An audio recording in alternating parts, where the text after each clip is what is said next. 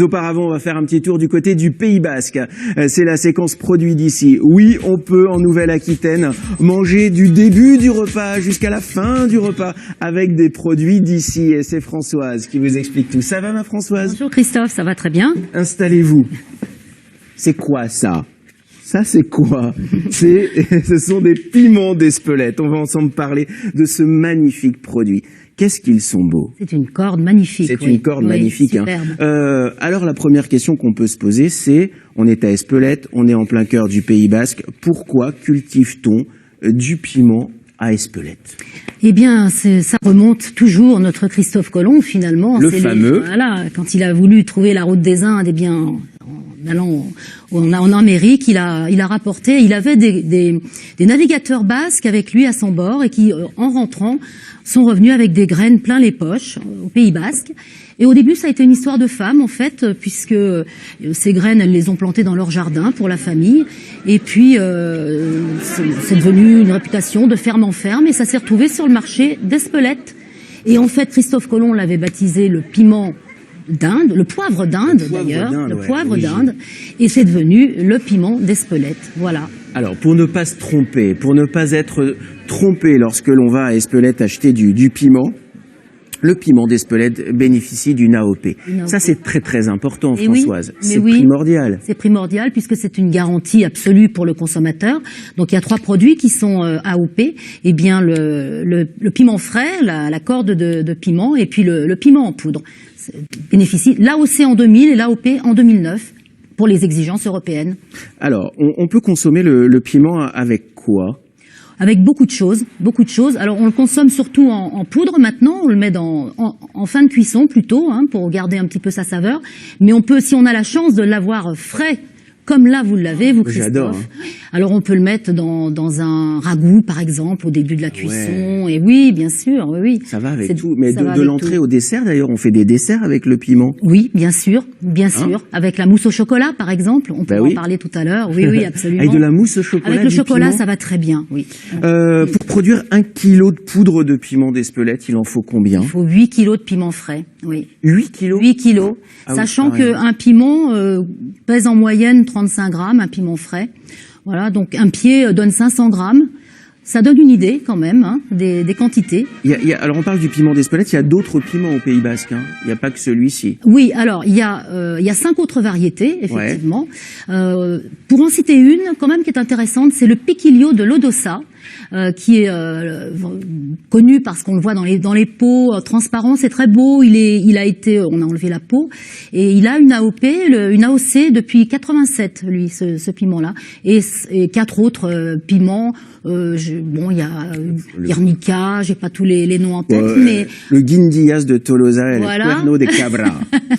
Ça sont les autres piments, mais bien sûr celui d'Espelette est le plus connu. Oui. On mesure la force des piments sur l'échelle de Scoville. L'échelle de Scoville. Et finalement, le piment d'Espelette n'est pas si fort que ça. Pas du tout.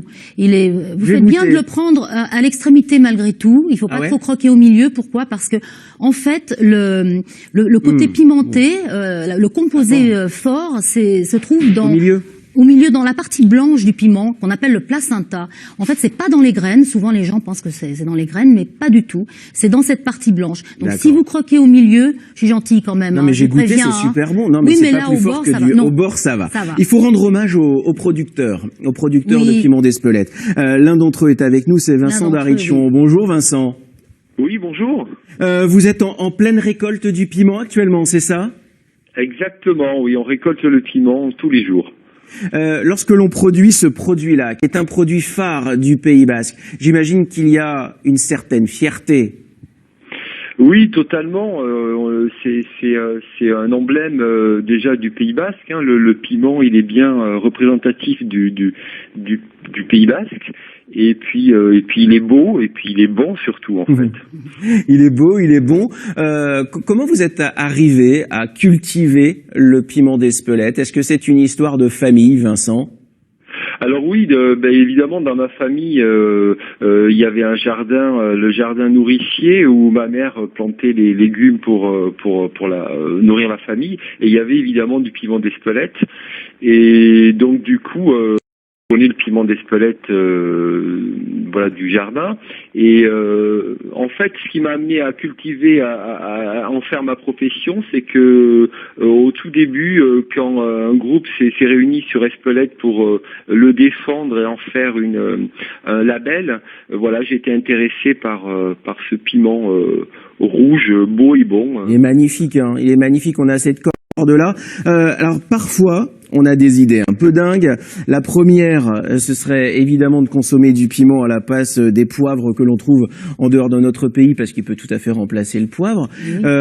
Et puis, il y a une autre idée un peu dingue, ce serait de marier les territoires. Est-ce que, Françoise, qui est charentaise, vous, qui êtes basque, ne pourriez-vous pas inventer un produit qui marierait le pinot des Charentes et le piment d'Espelette, par exemple? Est-ce qu'on pourrait pas inventer quelque chose, Françoise? Mais complètement. Moi, je sais que, voilà, chez moi, dans ma cuisine, j'ai tenté de faire la gelée de pinot des Charentes et de piment d'Espelette, et c'est remarquable. Alors donc Vincent, alors allez, un défi. Une gelée de pinot des Charentes au piment d'Espelette, on essaye ou pas la prochaine fois?